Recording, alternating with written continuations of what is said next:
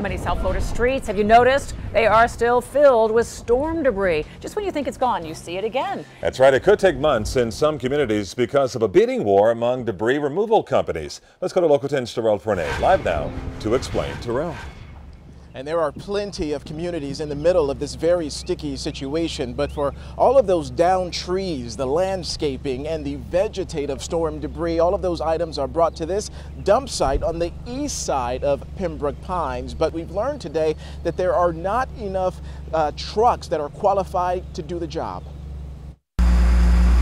Piles of storm debris are being removed from neighborhoods across South Florida, but in communities like Pembroke Pines, the removal just isn't fast enough. And there's debris left behind.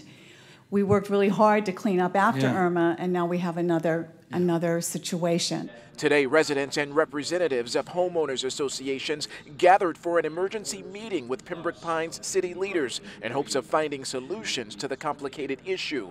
Waste removal companies are defying previously arranged contracts with cities and counties to do business elsewhere in higher-paying communities, an old-fashioned illegal game of price gouging. We are not, according to the FEMA guidelines, permitted to negotiate with our current hauler to increase his rates, which would put you at a disadvantage. To date, Pembroke Pines has collected some 50,000 cubic yards of debris, a drop in the bucket of what still remains in the city that stretches 24.5 square miles.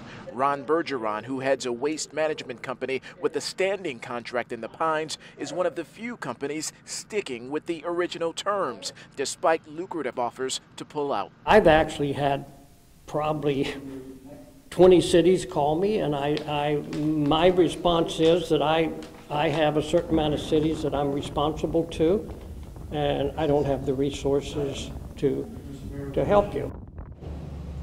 And you can see that Bergeron truck right now being offloaded of its storm debris. Ron basically says that another issue is the size of that storm. Hurricane Irma is causing another problem. Usually when we have a hurricane, it only affects maybe 3 or 4 counties. This time around, it affected, maybe 10 times that many counties statewide. So if you're wondering when all of this storm debris will be cleaned up here in Pembroke Pines, they are giving an estimate of 6 to 8 weeks. We are live in Pembroke Pines. I'm Terrell Fournet, Local 10 News.